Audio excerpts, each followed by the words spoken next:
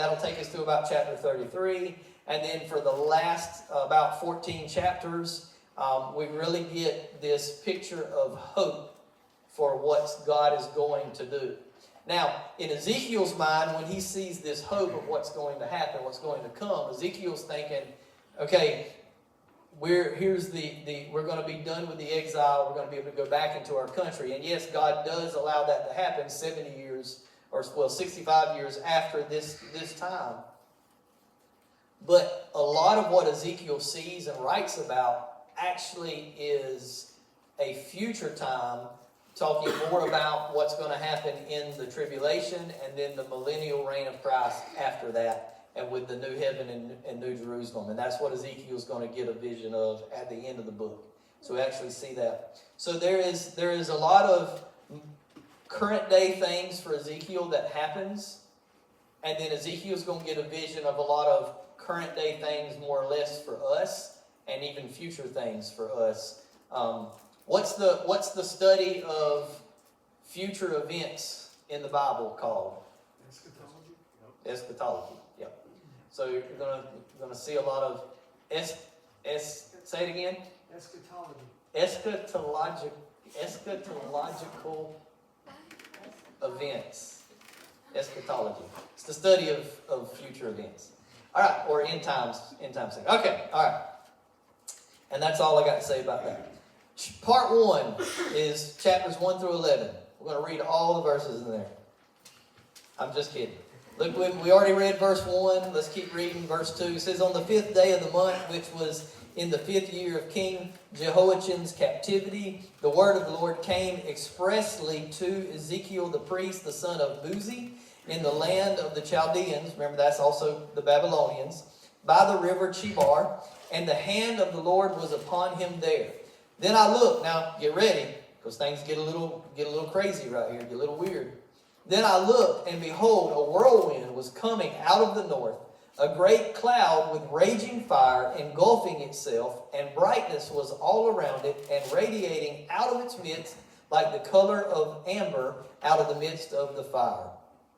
Also from within it came the likeness of 4 living creatures. Now, anytime we've heard in the Old Testament, or even thinking about, year before last when we were studying through Revelation, when you hear living creatures, the 4 living creatures, the whatever living creatures, what are we talking about when you hear that?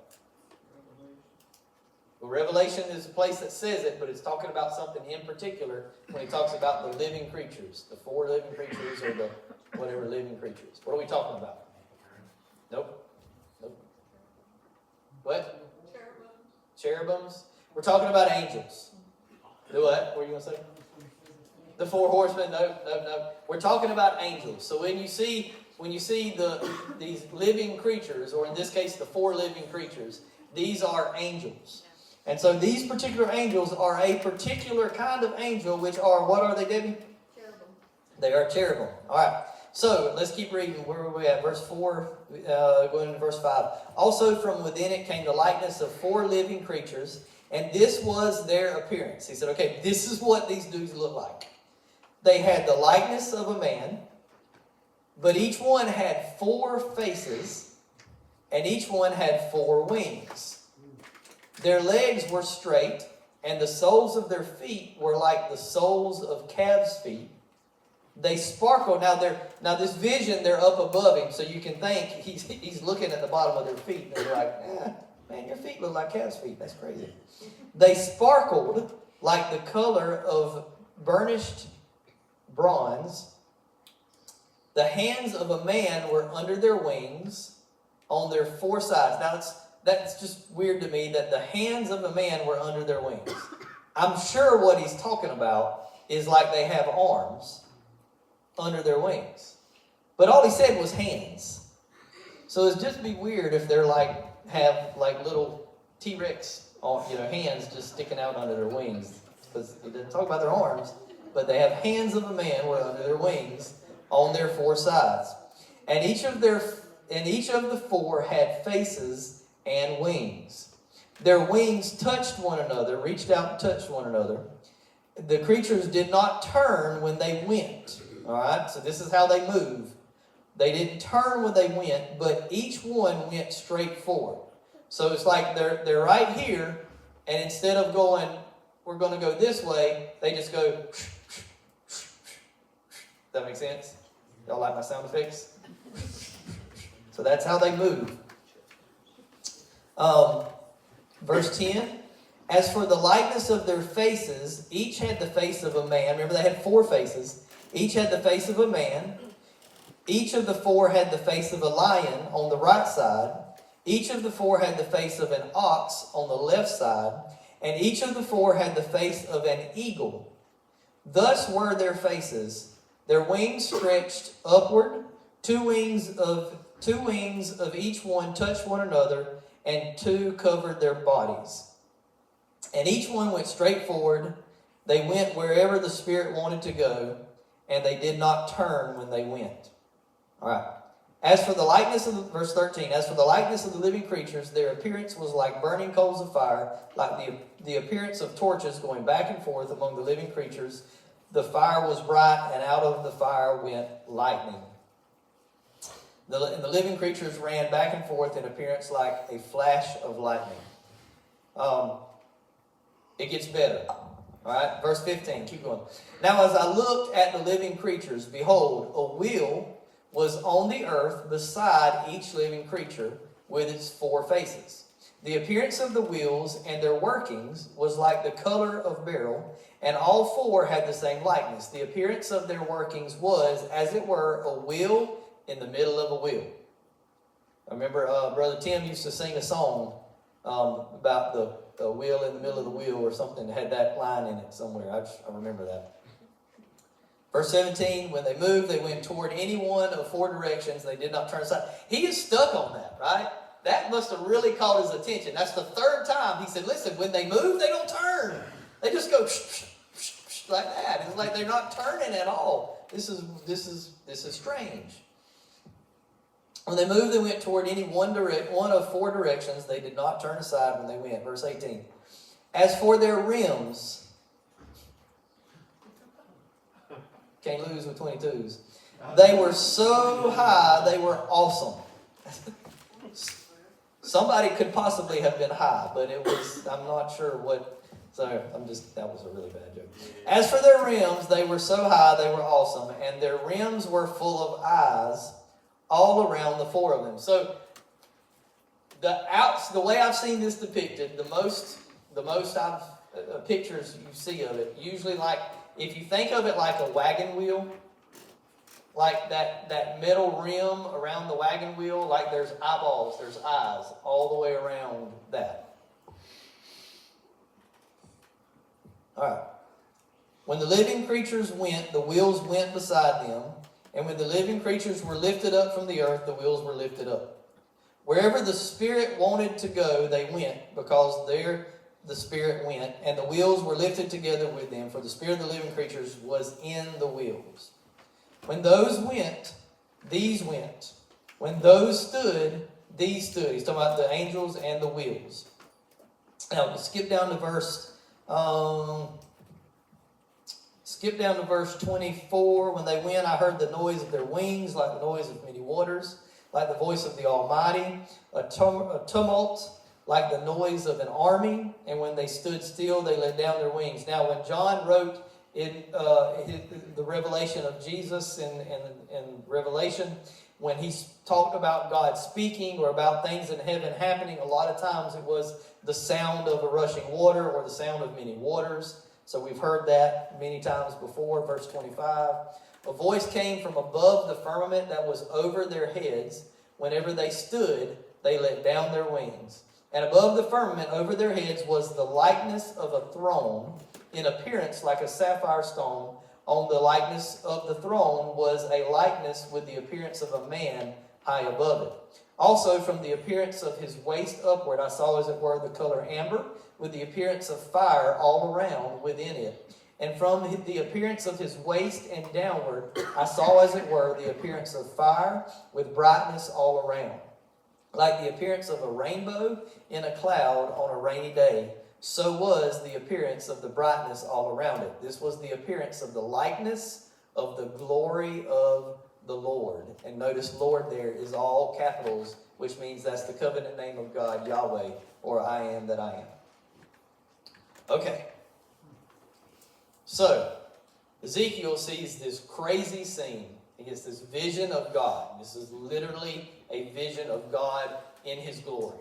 You get thunderings and rumblings and sounds of water rushing that you get. It makes you think a little bit of like when Moses was up on Mount Sinai getting the 10 Commandments from God, and God was causing the lightning and the smoke and all these things to happen, that the people of Israel were scared. And they're like, Moses, you go talk to God. We don't even want to look that way.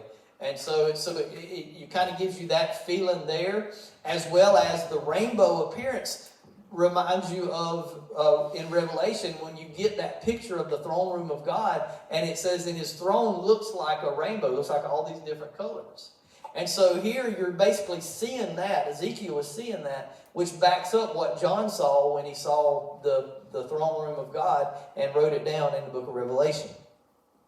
So when we're looking at this, Ezekiel sees this and he's like, man, this is wow. Now, the faces of the cherubim. Remember, they have 4 faces. It was a man, an ox, a lion, and an eagle, right? Now, I thought this was cool, and this is just one of those things that God just lays out for whatever reason we may not even really know, other than to know that God is just that intricate with the details. When God gave Moses the layout of the encampment of the children of Israel, whenever they would stop, set up the tabernacle, and all the tribes of Israel would gather together, they were told to do it in a particular way. They would stop, and the tabernacle would be set up in the middle of the camp, and then there would be groups of 3 tribes together that would be on each side of the tabernacle. Right? So the tabernacle is a big rectangle. There's 3 groups of the children of Israel, 3 tribes on this side, 3 on this side, 3 on this side, 3 on this side. When they gathered up like that in their groups of 3, to be able to have somewhat of a order to get to talk to everybody and all this stuff, there would be one tribe that would kind of take the main name and banner for each group of 3 on each corner or each side of the tabernacle. On one side, the 3 that are together would be led by Judah, and Judah's banner is what? Lion. A lion. We know that because Jesus is called the Lion of the tribe of Judah. That was their banner. That was their picture. That was their thing that represented them. One of the other groups of 3 was led by Ephraim, the tribe of Ephraim. And on their banner, there was an ox. On the other one of the other sides, there was 3 groups, 3 tribes led by Reuben. And theirs was the picture of a man. And then on the last side, there was the group of 3, and they were led by the tribe of Dan. And they had the picture or the banner of an eagle. And so the exact same banners that would be on all 4 sides of the tabernacle were the same banners, were the same faces that Ezekiel sees on these angels, that these angels have, these cherubim. Also, side note, Garden of Eden, Adam and Eve eat of the fruit. Satan tempts them. They get kicked out, get banished out of the Garden of Eden. Cherubim are the angels that God put in place of the entry to the Garden of Eden so that no one would make it back into them. That's what we're told. Those were cherubim.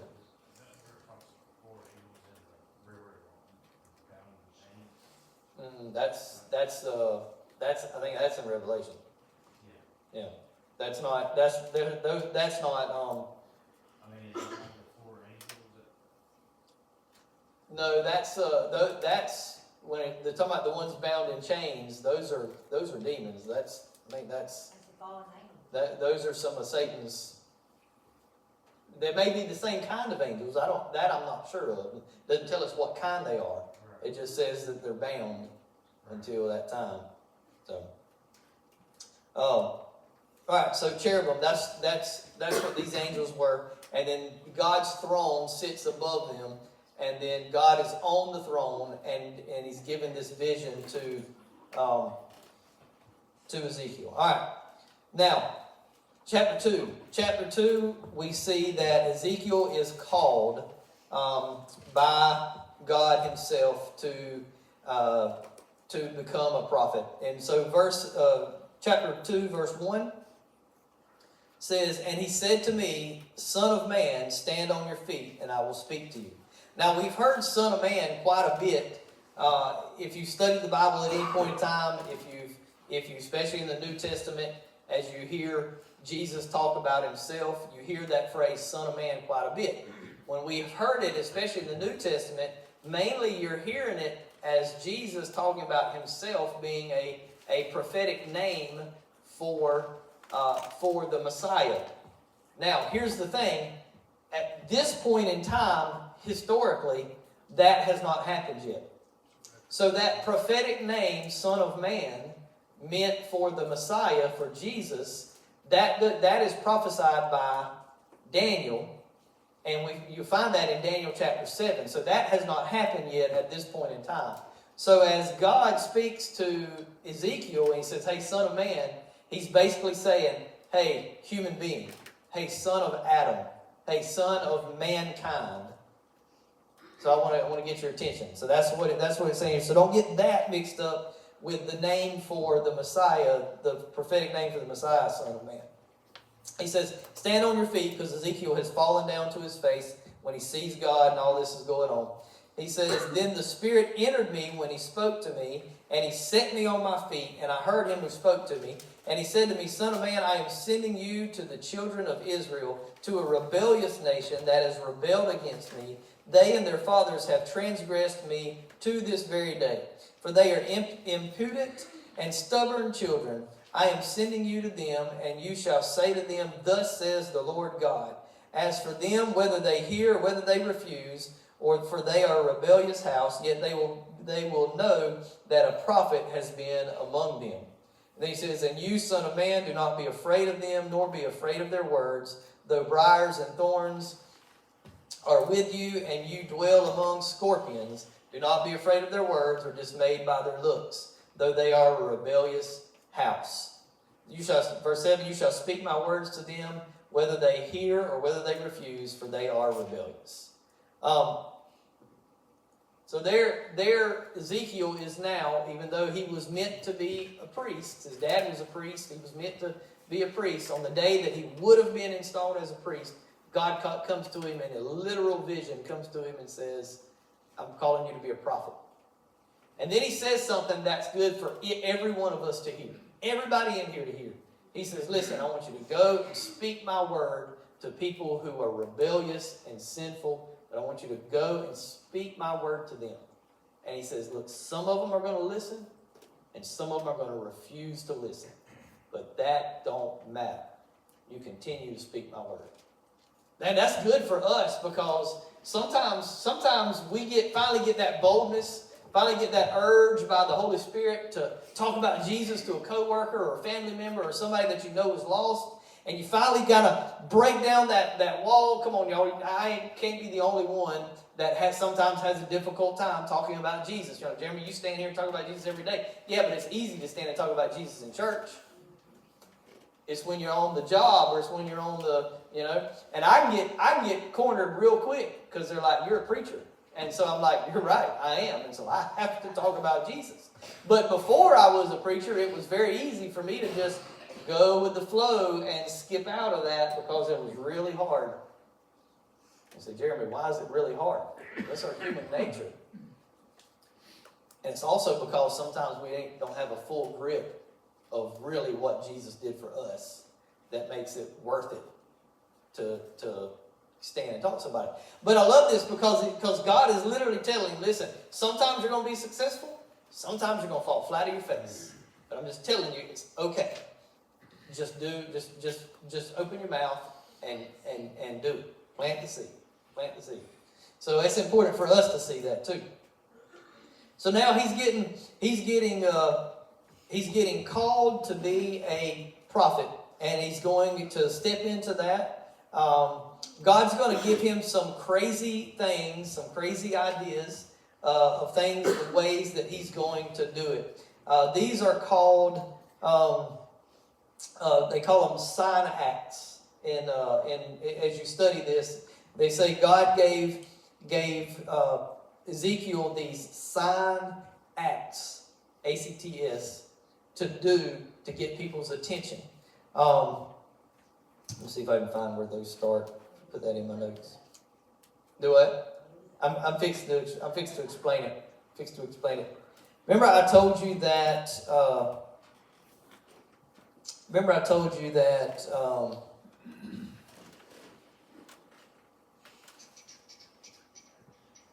Hang on. Let me find them real quick.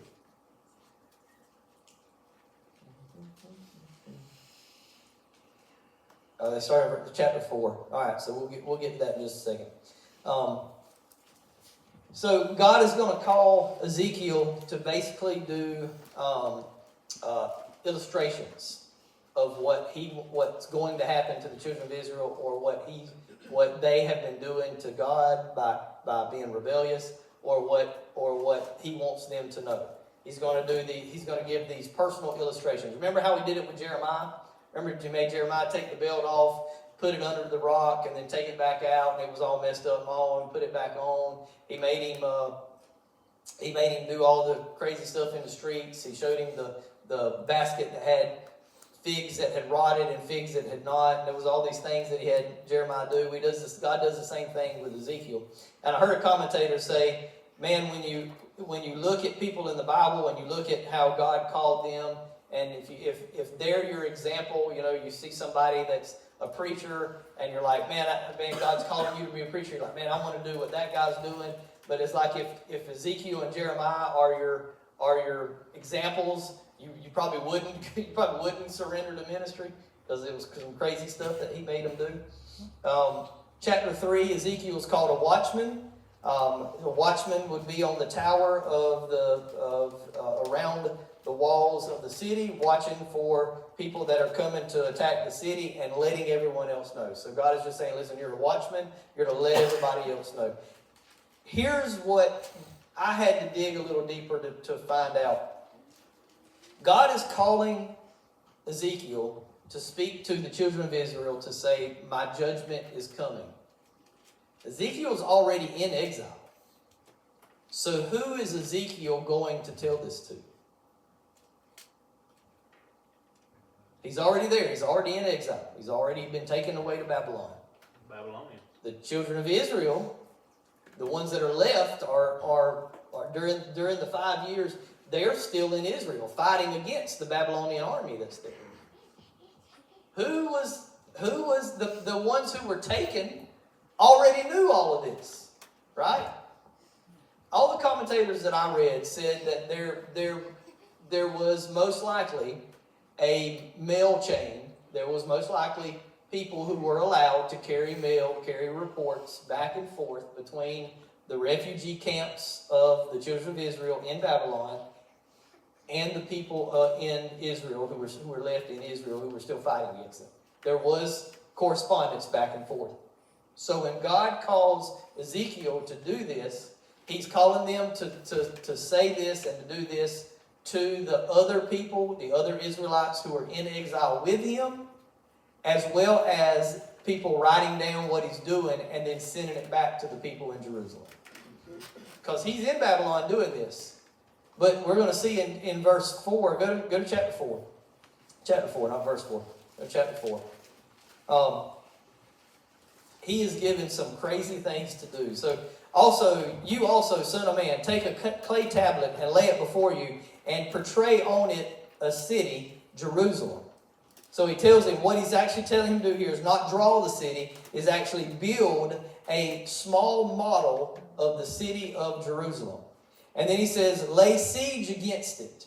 Build a siege wall against it, and heap up a mound against it, set camps against it, and place battering rams against it all around. He's telling him, listen, make a model of what's actually happening right now in Jerusalem so that the people around you can see that this is what God is allowing to happen to Jerusalem right now. And so he starts showing them what's happening right there, or showing the people that he's with. And then he says, moreover, take for yourself an iron plate and set it as an iron wall between you and the city. Set your face against it, and it shall be besieged, and you shall lay siege against it. This will be a sign to the house of Israel. Then he says this, lie also on your left side, and lay the iniquity of the house of Israel upon it, according to the number of days that you lie on it, you shall bear their iniquity. He says, lie on your left side, outside of this little model of the city that you're doing. For I have laid on you the years of their iniquity, according to the number of the days, 390 days. So you shall bear the iniquity of the house of Israel. Did you get that? Build this tiny model of Jerusalem so that all the people that are with you that were taken into exile can see it, and make it look like the Babylonians are doing putting the siege wall around it, and they're trying to take over. Lay down beside it on your left side, and lay there for 390 days, and over an entire year. And then he says, verse 4. And when you have completed them, lie again on your right side, and you shall bear the iniquity of the house of Judah 40 days. I have laid on you a day for each year. So now that you've laid on your right side, on your left side for 390 days, roll over on your right side and lay there for 40 more days. Now, was Ezekiel laying on his side nonstop for a year? I don't think so. I don't think so. I think God called him during the day or at what point in time, like working a job. He was to go out. He probably said, hey, everybody's like, man, God told me I have to do this. And so he lays down on his side and he's there and he's talking to people. He's like, God told us to repent. We didn't do it. This is he's laying on his side. And he does it. So then he gets up. He probably goes to the bathroom. He goes to eat lunch. He comes back and lays back down. And then he goes on at night and goes to bed. And he comes back the next day and he lays down. He does it all over again. Still a little crazy, right? But he probably didn't lie on his side continuously. There's no, I mean, yes, God is supernatural. He could have kept him from having it, but he would have had pressure sores and all this stuff. I mean, it would have been crazy if he just laid there constantly. He probably had some anyhow if he was there for multiple hours at a time. Yeah. But wait, there's more. Not only does he lie on his side for a little over a year, but then he is told, what verse is that? Therefore you shall set your face toward the siege of Jerusalem, your arms shall be uncovered, and you shall prophesy against it. And surely I will restrain you, so that you cannot turn from one side to another until you have ended the days of your siege. Also take for yourself wheat, barley, beans, lentils, millet, and spelt. Put them into one vessel and make bread of them for yourself. This is what he eats. It gets better. During the number of days that you lie on your side, 390 days, you shall eat it. And your food, which you eat, shall be by weight, 20 shekels a day. From time to time you shall eat it. You shall also drink water by measure, 1/6 of a hin. From time to time you shall drink. And you shall eat it as barley cakes and bake it using fuel of human waste in their sight. Come on now.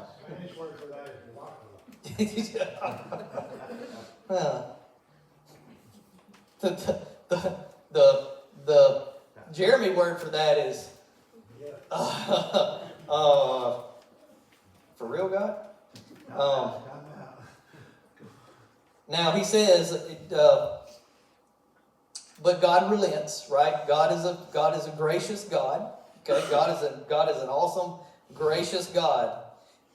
Ezekiel says in verse 14, "O Lord God, indeed I have never defiled myself from my youth till now. I have never eaten what died of itself or was torn by beasts, nor has abominable flesh ever come into my mouth." He's like, God, I've never done this. Why would you make me do this? And so God said, then he said to me, see, I am giving you cow dung instead of human waste.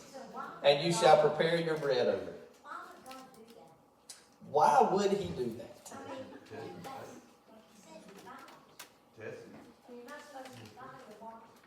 So he's not eating the waste. He's using it, he's making a fire with it and cooking his bread on it. Oh, I get it. I get it. The commentators say that this was a way that he was showing to the people what the nasty food and the filth that the people living in Jerusalem at this time were having to go through because the Babylonians had built the siege wall around them. So if you remember, it took Babylon 18 months to conquer Jerusalem. Jerusalem has a natural river that runs through it, so they had fresh water, so they could live. They had that, but Babylon had cut off all their supplies coming into the city and anything going out of the city. So it took 18 months, and if you remember in the book of Lamentations, we're told that during that 18 months, things got so bad when they didn't have food that they did what? They ate their own children. The women ate their own children because they did not have food. And so when he's doing this as a picture of what is going on in Israel, and that's why God was so graphic about it. And believe me, there's graphic things in this book. There's some other stuff we'll get into next time probably.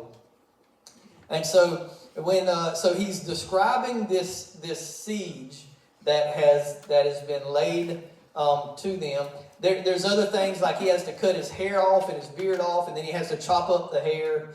There's all these different things that God has called him to do because of their rebellious and hard hearts of the children of Israel. Skip with me real quick to chapter 6. Chapter 6, look at verse 7. He says, "And the slain shall fall in your midst, and you shall know that I am the Lord." This is the purpose of the captivity itself, was to show the children of Israel who have rebelled against God, to show them that he is the Lord their God, that he is in control, and not the other gods that they've worshipped. After his commission to be a prophet, Ezekiel begins to perform these tasks. And after about a year, he gets another vision. And in this vision, this is recorded in chapter 9 and chapter 10. In this vision, God lets him see the temple in Jerusalem. And he sees that there's these idols that have been placed in the courtyard. And the leaders of the temple, are there worshiping these false gods and false idols. Even now that their captivity is about to happen, they're still not turning over back to God. They're still rebelling against him. And that's why God continues with them being in captive. Go to chapter 11. This is the last chapter we'll cover tonight. In chapter 11, we're going to see that there is a glimmer of hope that Ezekiel's going to see. Ezekiel's going to hear from the Lord. And we'll see that repeated later on towards the end of the book. But we're going to get this little glimmer of hope that God's going to give them. We've seen that Israel's idolatry and their violations of the covenant with God have become so blatant and offensive that God has now chose to leave his own temple. So when in chapters 9 and 10, when Ezekiel gets this vision of the temple and this idol that's been placed, the statue of a false god that's been placed in the courtyard, and the people are worshiping it, he sees the same picture, the same vision of God with the cherubims and the throne and God sitting on it. He sees that come out of the temple, just lift above the temple, and then he sees it start heading east from out of Jerusalem and totally leave Jerusalem, coming towards Babylon. God's Spirit leaves the temple. And so he sees this in this vision. And this is a result of, again, Israel's idolatry and their sin becoming so offensive to God that he's just leaving. He's like, I'm leaving. Now, did God leave them? No. He promised us back in Deuteronomy and repeated in Hebrews. He will never leave us nor forsake us. He didn't leave them nor forsake them.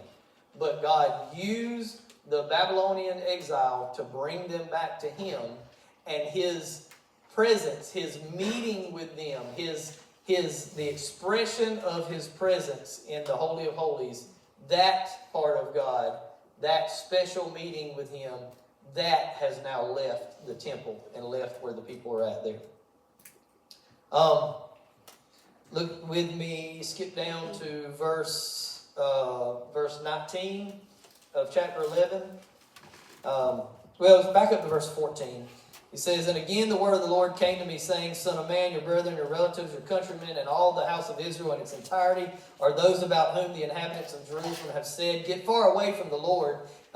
This land has been given to us as a possession. Therefore say, Thus says the Lord God, although I have cast them far off among the Gentiles, and although I have scattered them among the countries, yet I shall be a little sanctuary for them in the countries where they have gone." So he says, listen, I will still be with them, even when they're scattered to other countries and in Babylon and the northern kingdoms and Assyria and all this. He said, I'm still going to be with you. Verse 17 says, "Therefore say, Thus says the Lord God, I will gather you from the peoples, assemble you from the countries where you have been scattered, and I will give you the land of Israel. And they will go there, and they will take away all its detestable things and all its abominations from there. Then," verse 19, "then I will give them one heart, and I will put a new spirit within them, and take the stony heart out of their flesh, and give them a heart of flesh." That's the first time we hear God say this, and he's going to say it again when we get about to chapter 36. He's going to say it again, and then he's going to give Ezekiel a vision of him doing it, and that's what everybody knows about Ezekiel. When we get to chapter 37, that's the valley of the dry bones. But for now, we see that little glimmer of hope of what God's going to elaborate to Ezekiel a little bit later. He gives him a glimpse of it now, and then that's where we're stopping for tonight. Next week when we get together, we'll see God's going to talk to him about the specific judgment on Jerusalem, and then the other nations around him, or Israel, and then the other nations around Israel, and then the city of Jerusalem, and then we're going to see him start talking about that hope of bringing everything back, including he's going to go ahead and mention this king in the line of David who will be on the throne forever, and we know that to be Jesus. All right.